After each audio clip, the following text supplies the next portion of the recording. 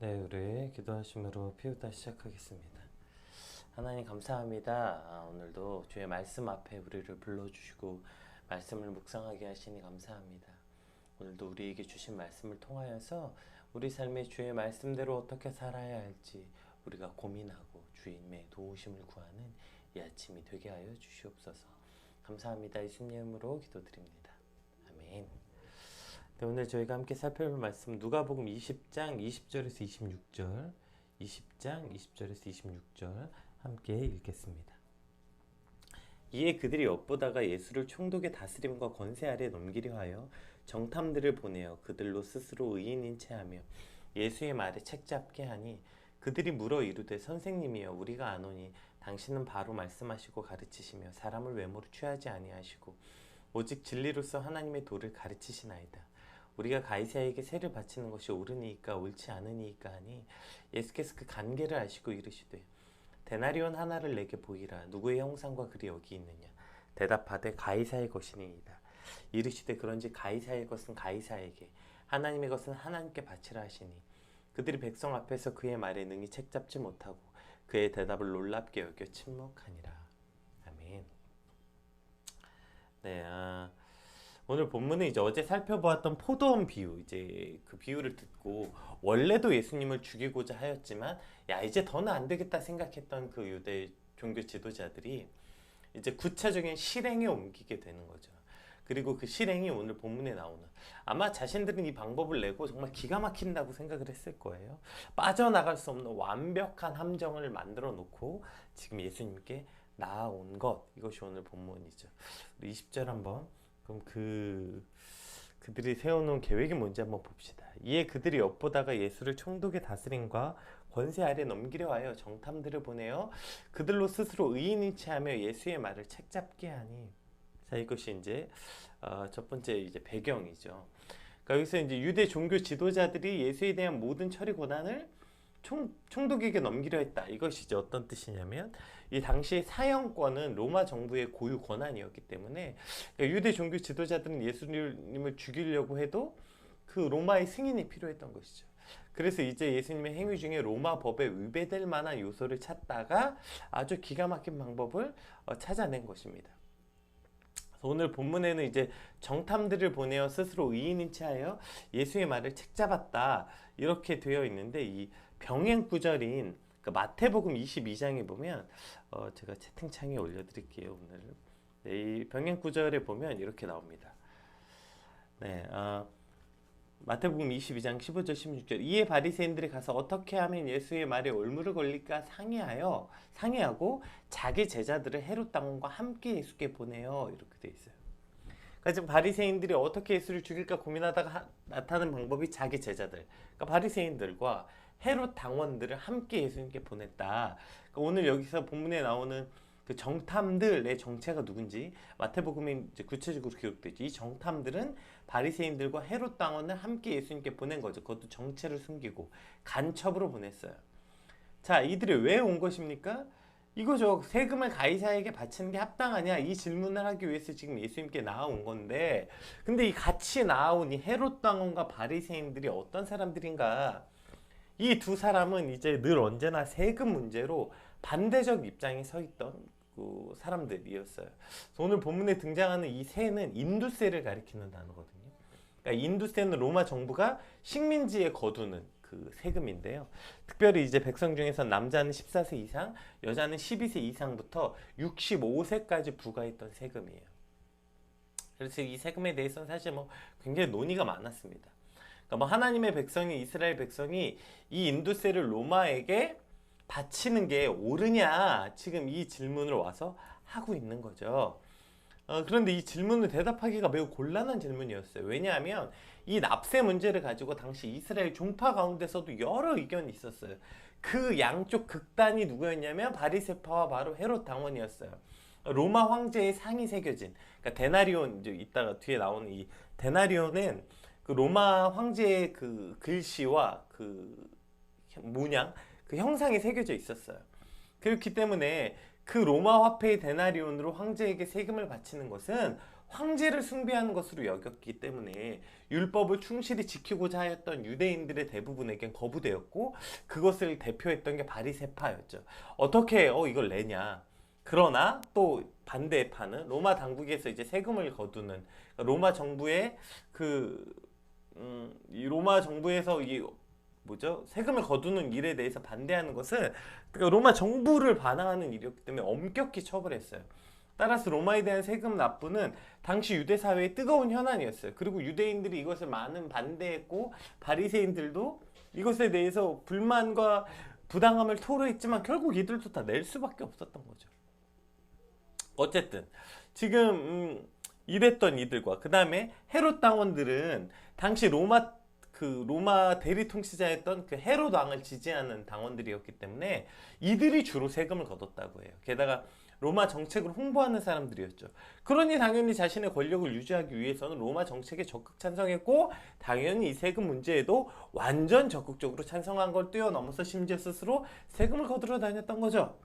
자, 따라서 어떠한 태도도 섣불리 취할 수가 없었던 거예요. 왜냐하면 세금을 내라고 하면 지금 반민족주의자고 반율법주의자로 간주될 것이고, 또 세금을 내지 말라고 하면 반국가적인 범죄자가 되는 것. 지금 이런 문제 때문에 이것은 지금 이럴 수도 없고 저럴 수도 없는 어떠한 그런 상황이었던 것이죠. 그래서 이것이 유대 사회의 아주 뜨거운 현안이었던 것입니다.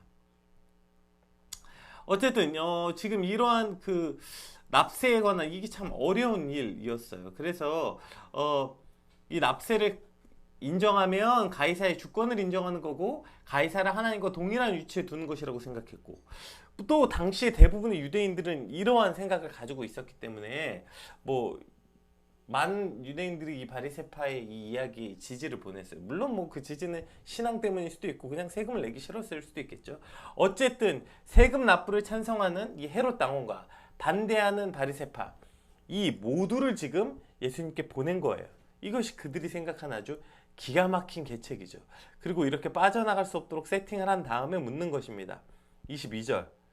자, 이제 본격 이들이 하고 싶은 본문이 나오죠. 22절 한번 읽어볼게요. 우리가 가이사에게 세를 바치는 것이 옳으니까 옳지 않으니까. 자, 이 말을 하고 싶어서 그냥 앞에 저러 여러 가지를 다 깔아놓은 거죠. 이 말을 하고 싶었던 거예요. 정탐꾼들이 이제 당시 자신들이 유대 율법에 매우 충성스러운 자들인 척하면서 자신들조차 어찌할 수 없는 이 로마 납세에 대한 해답을 예수님께 요구한 것입니다. 그리고 내심 아마 율법에 충실한 자들이 동조하여서 만약 예수님의 입에서 납세에 반대 의견이 나오길 기대했을 거예요. 왜냐하면 그래야 오늘 본문에 자신들이 처음에 얘기했던 헤롯 당원들, 그러니까 오늘 본문에서는 총독의 다스림과 권세 아래 예수님을 넘겨주는 일, 그 일을 하려면 예수님께서 옳지 않다 이렇게 말하면 옆에 있었던 바로 헤롯 당원들이 이제 짜잔 나타나는 거죠. 그래서 바로 황제에 대한 반란죄를 덮어씌워서 사형에 처할 수 있었기 때문입니다. 그러나 만약에 지지하지 않더라도 그럼 납세에 찬성 의견을 내놓아도 그것은 또 그거 나름대로 이들의 계략이 있었죠. 왜냐하면 예수님을 따르던 무리들이 예수님을 선지자로 지지했단 말이에요. 그런데 많은 유대인들이 아니 어떻게 선지자가 이방 그 황제에게 복종하라는 말을 하느냐, 이러므로 더 이상 많은 백성들의 지지와 인기를 얻을 수 없게 될 것이기 때문에 그럼 더 이상 백성들 눈치 보지 않고 예수님을 잡아다가 자기 마음대로 할 수 있었죠. 자, 그래서 뭐라고 대답하든지 예수님을 잡아 죽일 수 있는, 빠져나갈 구멍이 없는 계략이었다. 지금 이렇게 생각하고 지금 예수님께 이 계략을 짜고 사람들을 보낸 것, 이것이 오늘 이야기의 핵심입니다. 그런데 이 안에는 사실 그 놀라운 어떤 하나님의 섭리가 들어있는 걸 볼 수 있게 돼요. 자기들이 짠 계략이 진짜 놀랍고 대단하고, 야 이걸 통해서 진짜 우리가 예수를 잡을 수 있겠다 생각했지만 결국 오늘 본문을 통해서 드러나는 것은 그들이 짠 계략이 대단하고 놀라운 게 아니라 그들이 그 계략을 짜기 위해서 그들이 누구에게 속한 자들인가, 그들은 어떤 사람들인가, 사실 자기의 정체가 드러나고 있는 것이죠. 보세요. 지금 이 절대 섞일 수 없는 두 집단, 로마 편에 서서 그 로마 편을 들고 있었던 헤롯 당원과 민족주의자를 자처하면서 많은 유대인들의 지지를 받으면서 세금 걷는 걸 반대하던 이 바리새파, 이 물과 기름처럼 섞일 수 없는 두 집단이었죠. 그런데 집단에 공통적인 게 있었어요. 뭐예요? 둘 다 많은 이권을 가지고 있는 집단이었다는 거예요. 둘 다 많은 이득을 가지고 있는 집단이었어요. 헤롯 당원도 바리새파도 둘 다. 자, 이거 하나는 둘 다 그 공통점이에요. 자, 이 물과 기름처럼 섞일 수 없는 이 집단이 헤롯 당원이나 바리새인들이나 많은 것을 소유한 사람들이었는데, 그런데 이들에게 공동의 적이 생겨났어요. 뭐예요? 즉 자신의 소유를 위협하는 예수님이 나타난 거죠. 자신의 이득과 어쨌든 자신의 그 어떤 그 소유, 이것을 위협하는 예수님이 나타나니까 그렇게 서로 싸우고 무슨 원수 보듯 하던 사이가 갑자기 하나가 돼서 계략을 같이 꾸미고 희희낙낙하는 모습을 보게 돼요. 심지어 둘 다 계략을 꾸며서 둘 다 지금 뭐인 척해요? 의인인 척하고 나타나는 거예요. 결국 자신의 이해득실 안에서 서로 같은 편인 것을 알 수 있게 되는 것이죠. 대단한 이념이 있고 대단한 신념이 있어서 뭐 그래서 뭐 서로를 그렇게 비난하고 어쩌고 저쩌고 해놓고 결국에 그 근본 안에 뭐가 있는 거예요? 이해득실로 묶여 있는 거예요. 이해득실은 뭐예요? 손해는 적게 보고 많은 이득을 얻고자 하는 욕심. 그러니까 내 손해는 적고 많은 이득은 보고 싶어하는 그 욕심과 욕망에서부터 비롯되는 것이죠. 그 수많은 갈등은 결국에 무슨 엄청난 이념과 신념과 대의 명분과 뭐 어떤 이런 것 때문에 다투고 뭐 저 사람은 옳지 않고 이렇게 말하고 있지만 결국 그 안에서 이해득실이 딱 맞게 되는 순간 언제 그랬냐는 듯이 근데 알고 봤더니 저 사람도 사정이 있다더라. 뭐 이런 식으로 타협하게 되는 것. 이런 것들이 이제 인간 안에 어리석은 욕망이라는 것이죠. 우리가 TV에서 자주 보지 않아요? 정치한 사람들이 서로 못 잡아먹을처럼 그렇게 막 안달나고 막 전날까지 그렇게 서로 그냥 막 싸우다가 갑자기 무슨 화해고 통합이고 어쩌고 손잡고 뭐 이런 것들 얼마 전에도 우리가 TV에서 봤죠. 뭐 이런 거 아주 신물나게 보지 않습니까? 뭐 굉장한 신념과 이념이 서로 다르고 당신과 내가 꿈꾸는 비전이 다르고 이랬다가 그냥 이해득실이 딱 맞으면 같은 편 되는 거예요. 바로 하루아침에. 뭐 회사나 기업도 마찬가지죠. 경쟁이니 라이벌 구도니 기업 윤리니 무슨 기업 방침이 다르니 뭐 어쩌니 저쩌니 해놓고 결국 뒤에선 다 야합. 뒤에서 서로 이득을 위해서 담합해서 가격 올리고 자기들끼리 주고 서로 주고받고 다 하고 이런 일들 계속 보는 거 아닙니까? 결국 모양은 가지각색이지만 내 이득을 위해서는 어떠한 가치라도 내버리고 누구와도 손을 잡는 이러한 세속적인 모습, 간사한 모습, 이것이 바로 어디서부터 시작돼요? 이것이 바로 이득 안에서. 그러니까 내가 가질 수 있는 그 이득을 볼 수만 있다면 그냥 누구하고 또 한편이 되는 거죠. 이것이 이들의 삶의 방식이라는 거예요. 오늘 결국 와서 서로 다른 편이라고 말했던 이들이 뭘 확인하는 겁니까? 서로 같은 편인 것을 확인하게 돼요. 심지어 우리 21절 다시 한번 읽어볼까요? 21절. 자, 그들이 와서 예수님께 이렇게 말합니다. 그들이 물어 이르되 선생님이여 우리가 아노니 당신은 바로 말씀하시고 가르치시며 사람을 외모로 취하지 아니하시고 오직 진리로서 하나님의 도를 가르치시나이다. 여러분 한번 잘 보세요. 이 말 중에 틀린 말이 있습니까? 선생님이여 라는 말 빼고 이 선생님이여 라는 것도 이제 그 지극히 계산된 말입니다. 랍비어라고. 랍비는 당시에 사람들의 질문에 답을 주는 사람이었어요. 답을 못하면 랍비가 아니었어요. 그래서 랍비어라고 부르는 거예요. 그러니까 꼭 답하세요 이런 뜻이죠. 어쨌든 그거 빼고 뭐 여기서 틀린 말이 있습니까? 당신은 바로 말씀을 가르치시고 사람을 외모로 취하지 아니하시고 이거 하나님이라는 거 아닙니까? 사람을 외모로 취하지 않고 오직 진리로서 하나님의 도를 가르치시나이다. 이 지금 고백만 본다면 여기서 지금 틀린 고백이 어디 있어요? 마치 이것만 보면 대단한 신앙인들처럼 보이고 거의 뭐 제자들 수준인 것처럼 보여요. 대단한 믿음인 것처럼 보여요. 자, 그런데 이들이 이런 말을 하고 있는 이유가 뭐예요? 예수님을 계략에 빠뜨리려고 한 건데 왜 계략에 빠뜨리게 했냐고요? 아까 얘기했잖아요. 계속 내 이득 때문이라고요. 자신들의 이득, 이윤 때문이라고요. 결국 뭘 뜻하는 것입니까? 여러분 여기 안에 지금 놀라운 어떤 질문이 들어있는 거예요. 사람은 자신의 이득을 위해서는 심지어 어떤 것까지 할 수 있어요? 믿음이 있는 척, 신앙이 있는 척까지 할 수 있다고. 보세요. 저 고백 중에 얼마나 신앙인의 고백입니까? 얼마나 믿음 있는 고백이에요. 그런데 그 안에 뭐가 있는 거예요? 결국 그 안에 내 이득이 있는 거라고요. 여러분 이것이 오늘 본문이 우리에게 주고 있는 질문인 것 같아요. 우리는 무엇을 따라 살고 있는가? 그것에 따라서 우리의 정체가 드러난다고요. 결국에 자신의 이득을 위해서는 그렇게 원수같이 싸웠던 집단이 하나가 되고요. 이득을 위해서는 믿음 있는 척, 신앙 있는 척도 할 수 있고요. 이 모든 것이 다 뭐예요? 이득을 위해서 살아가는 이해 득실 안에 관계돼 있을 때, 즉 이 모든 불의를 우리가 모두 수용할 수 있던 것은 뭐 때문일까요? 예, 이것이 진리와 반대편에 서 있는 불의를 허용하는 그것이 뭐예요? 모든 불의의 뿌리인 사단의 지배를 받고 있다는 것을 우리는 반드시 기억해야 되는 것이죠. 정의와 공의와 성실과 하나님의 이 모든 법칙에서 벗어난 그저 이득 하나면, 이해 득실만 맞으면 누구와도 손잡을 수 있고 이해 득실만 맞으면 어떠한 모양이라도 가질 수 있는 이러한 모양은 결국 불의의 뿌리인 사단에 속한 이들의 삶의 방식이라는 것을 우리는 반드시 기억해야 됩니다.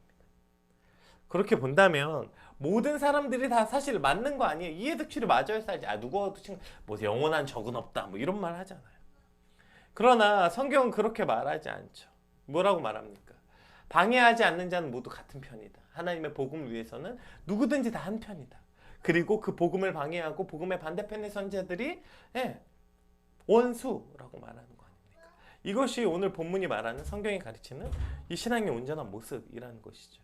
오늘 이 결국에 예수님의 계략에 빠뜨리려고 왔지만 그들은 이 안에서 자신의 정체가 드러나고 있는 거예요. 내가 뭐에 끌려서 살아가고 있는 사람들인가? 아무리 무슨 무슨 신성모독 때문에 예수님이 죽였습니까? 아니요. 바리새인들이 예수님 신성모독해서 죽였어요? 아니에요. 자신의 이득에 방해가 돼서 죽인 거예요. 지금 그 자신의 이득에 방해가 되니까 나중에 뒤에 나오죠. 이러한 비슷한 이제 내용이 또 나옵니다. 그 당시 유대를 다스리는 로마 총독 빌라도와 갈릴리의 베레아의 분봉왕 헤롯, 이들도 평소에 이제 거의 원수 같은 관계였죠. 예, 빌라도와 헤롯도 원수 같은 관계였는데 그들이 누가복음 23장 12절에 보면 서로 친구가 되었다 이렇게 되어 있어요. 원수인데도 자신들의 정치적 입지를 위태롭게 하는 예수님을 죽이는 일에 대해서 이해관계가 맞아떨어지니까 또 제휴하게 되는 거. 이게 사실 뭐 세상의 원리라고 말하지만 여러분 이것이 하나님의 법칙이 아니라는 건 반드시 기억해야 되는 거 아닙니까? 특별히 오늘 우리가 반드시 기억해야 될 것은 뭡니까? 그래요. 세상은 세상의 법칙대로 돌아간다고 칩시다. 세상은 이해 득실에 따라 살아간다고 칩시다. 그러나 최소한 우리가 교회라고 불리는, 우리가 그리스도인의 공동체라고 불리는 이곳만이라도, 여러분 사실 물론 우리가 그리스도인들이 바깥에 나가서 우리 개인적으로 그렇게 살면 안 되지만 최소한 우리가 교회 안에서 그리스도인의 공동체의 집합이라고 모이는 이곳 안에서는 여러분 이러한 법칙이 적용되면 안 되는 거 아닙니까? 여기에 만약에 이런 법칙이 적용된다면 여러분 이것은 우리가 누구의 지배를 받고 있는가라는 질문이라고 했잖아요. 근데 어떻게 우리가 그리스도인으로서 하나님을 예배하고 모인 그곳에서 사단의 지배를 받는 그러한 행태를 할 수 있겠습니까? 모였으면 최소한 이곳에서는 이해와 이득을 위해서 존재하는 곳이 아니어야죠. 그런데 교회 안에서도 모여서 우리가 결국 내 이득을 위해서, 내 이득을 얻기 위해서 조금이라도 손해 덜 보고 더 이득을 얻으려고 그렇게 아웅다웅하고 뭐라도 하나 더 건져갈까, 뭐라도 하나 얻어갈까, 이러한 모습으로 신앙생활하고 교회 안에 있는다면 여러분 이것이 얼마나 비참한 지경에 이르는 모습입니까? 또 이런 것 때문에 얼마나 많은 사람들이 교회 안에서 대인관계 때문에, 혹은 내 사업에 도움을 주는 사람들 때문에, 혹은 저 사람 때문에 그렇게 와서 신앙 있는 척, 믿음 있는 척 하고 앉아 있을 수 있겠어요. 그러나 이러한 것들은 교회 안에서 일어나면 안 돼요. 교회는 이득을 보는 것이 아니라 오히려 주는 곳이어야 되는 것이죠. 손해 보는 것이어야죠. 내 것을 더 내어놓는 거, 그것이 바로 교회여야 되는데 여기서도 그냥 이득을 위해서는 그냥 이 사람과 손잡았다, 저 사람과 손잡았다. 여러분 이러한 일들이 교회 안에 얼마나 많이 일어납니까? 오늘 말씀을 통해서 지금 내가 속한 교회, 내가 속한 공동체는 어떠한 곳인가? 이득을 따라 살아가는 곳인가? 하나님의 말씀을 우선대로 살아가는 것인가? 어떠한 모습으로 우리 공동체가 서 있나? 돌아보는 시간이 되길 소망하며, 이것이 이해의 관계가 아니라 이 속에 빠삭해서 그냥 손해와 이거 하면 이득인데, 이렇게 하면 손해 보는데, 이러한 공동체가 되지 않게 간절히 소망합니다. 자, 이제 오히려 예수님께 계략을 빠뜨리려고 온 그들이 자신의 정체만을 드러내고 이제 예수님이 그들에게 말씀하십니다. 예수께서 그 관계를 아시고 이르시되 데나리온 하나를 내게 보이라. 누구의 형상과 글이 여기 있느냐. 대답하되 가이사의 것이니이다. 이르시되 그런지 가이사의 것은 가이사에게 하나님의 것은 하나님께 바치라 하시니 그들이 백성 앞에서 그의 말을 능히 책잡지 못하고 그의 대답을 놀랍게 여겨 침묵하니라. 네. 자, 이렇게 결론이 납니다. 가이사의 것은 가이사에게 라는 이 말은 물론 이 당시 이 데나리온 안에는 글이 쓰여져 있었다고 해요. 그래서 이것은 조노만 아우구스투스 아들인 티베리우스 케자르라는 내용이 들어 있었고, 동전의 뒷문에는 폰티펙스 막시무스 최고의 제사장이라는, 그러니까 조너만 아우구스투스의 황제 옥타비아누스 를 가리키는 거죠. 그래서 어쨌든 이것이 로마 화폐 안에 그 사람의 얼굴과 형상과 글이 새겨져 있었는데, 그래서 이제 로마 화폐를 자신을 숭배하는 도구로 사용해서 이것 때문에 어쨌든 지금 이걸 바치는 문제가 생겼는데, 어쨌든 그걸 가져오라고 하신 거였습니다. 그래서 그거 가져와라. 이들이 생각했을 때는 굉장히 더럽고 이방 신이 그거 갖고 와라. 그러고 놓고서 물어봐요. 여기 뭐라고 써있느냐? 당연히 그거 가이사의 것이다, 황제의 것이다. 이랬더니 거기에 이제 명문이라고, 거기 형상과 글이 쓰여져 있으니까 당연히 이제 가이사의 것입니다 라고 말했더니 예수님이 말하죠. 그러니까 이것은 가이사의 것은 가이사의 것, 하나님의 것은, 하나님의 소유는 하나님께 바쳐야 된다, 이렇게 말합니다. 그래서 본문에 이제 이들이 공격하고 싶었던 건 분명히 둘 중에 하나를 선택할 줄 알았는데 이게 아니라 전혀 다른 말. 이게 이제 놀랍고 지혜로운 대답이었다라고 평가하기도 하고, 신적인 지혜가 있는 대답이었다라고 말하지만, 지금 예수님께서 지금 이것은 꼴랑 저들의 대답에 이 위기를 회피하기 위해서 임기응변으로 지혜로운 답변을 한 게 아니에요. 이것이 지금 저들은 악한 의도를 가지고 왔지만, 예수님 그 악한 의도를 가지고 지금 뭘 가르치시길 원하는 거예요? 모든 권력의 근원은 하나님께 두고 있고, 그래서 하나님의 뜻에 어긋나지 않는 한 한 성도는 국가와 세속 질서에 대한 의무를 충실하게 이행하는 것, 이것이 바로 국가와 하나님에 대한 성도의 바른 태도를 가르치고 계시는 거예요. 저들은 지금 이걸 가지고 계략을 가지고 왔지만, 예수님은 그 계략을 가지고서도 지금 진리를 선포하고 계시는 것입니다. 진리를 가르치고 계시는 거예요. 그래서 우리가 그리스도인이 우리 땅에 살아간다고 말하지만, 그래서 우리가 살아가는 방식은 이것이 이 땅을 살아가는 방식이라는 거예요. 하나님의 뜻에 정반대로 어긋나지 않는 한 성도는 국가 질서에 의무와 가져야 되는 충실함이 있어야 한다. 지금 이것을 가르치고 계시는 거죠. 이것이 그리스도인이 이 땅을 살아가는 어떠한 성도의 바른 태도, 성도의 바른 태도에 대한 가르침을 오늘 우리에게 주고 계시는 것입니다. 이제 대선이 끝난 지 이제 하루가 지났죠. 그 하루 사이에 또 얼마나 많은 말이 있는지 모르겠어요. 이게 어떻고 저게 어떻고 각각 지지했던 사람들이 어떻고. 또 우리가 반드시 잊지 말아야 될 건요, 우리가 이것이 하나님의 어떤 진리 안에서 벗어나지 않는다면, 당신의 신념과 당신의 이념과 상관없이 하나님의 진리 안에 벗어나지 않는다면, 그 성도는 국가 질서에 대한 의무를 충실히 이행해야 돼요. 그러면 뽑힌 대통령에 대해서 우리가 함께 충실히 기도해주고 잘할 수 있도록 우리가 돕고 할 수 있는 우리의 의무를 다하는 것, 오늘 이것이 우리가 할 일이지. 맨날 앉아서 욕하고, 여러분 이게 뭡니까? 기독교인들끼리 앉아서 우리가 이 땅이 하나님의 것이라는 것을 당연히 안다면 하나님께 맡겨드리면 되지, 뭘 그걸 가지고 이러니 저러니 하루 종일. 얼마나 많은 사람들이 도대체 이런 문자가 오는지 모르겠어요. 네. 오늘 우리가 가져야 되는 삶의 태도는, 물론 모든 온 세계가 하나님의 것이나, 그러나 국가에 대한, 성도에 대한 성도의 의무가 있다는 것. 그럼 오늘 우리가 해야 되는 그 의무에 대해서 최선을 다하는 것, 그것이 바로 성도의 삶이다. 이것도 가르치고 계시다는 사실을 오늘 우리는 반드시 기억해야 될 것입니다. 오늘 본문을 통해서 예수님께서는 이제 우리에게 너희가 누구에게 속한 이들이냐, 너희 정체가 뭐냐, 결국 이득에 따라 신앙생활하고 이득에 따라서 너희가 무언가를 결정하고 이득에 따라서 누구랑 싸우기도 했다, 또 같은 편이 되기도 했다. 결국 너희가 결정하는 그 모든 것이 이득에 따라 일어나는 것이라면, 우리는 세속적인 것, 하나님의 것이 아닌 것을 세속적이라고 말하죠. 하나님의 것이 아닌 건 전부 사단의 것이에요, 여러분. 내가 누구에게 속한 인가? 하나님, 하나님께 속한 자로 진리와 말씀대로 살게 하여 주시옵소서. 이득을 쫓아 살고 이득을 쫓아 같은 편이 되고 이득을 쫓아 내가 조금 손해보고 많은 이득을 얻기 위해서 또 다른 사람과 편이 되고 저 사람과 원수가 되고, 주님, 이러한 삶의 방식, 주님, 이렇게 간사하고 세속적 삶의 방식이 아니라 하나님의 말씀의 방식에 따라 살게 하여 주시옵시고, 또 하나님의 말씀의 방식에 따라 사는 것이 모든 국가와 의무를 불이행하는 것이 아니라 그 의무 안에 국가를 향한 의무의 이행이 있다는 것, 그것이 하나님의 말씀과 정면으로 배치되지 않는 한 우리는 그것에 대해서 최선을 다해서 이행할 의무가 있다는 것 주님 깨닫고, 그렇게 하나님의 말씀과 진리에 따라 오늘을 살게 하여 주시옵소서. 우리 같이 받은 말씀 놓고 함께 기도하겠습니다. 기도합시다.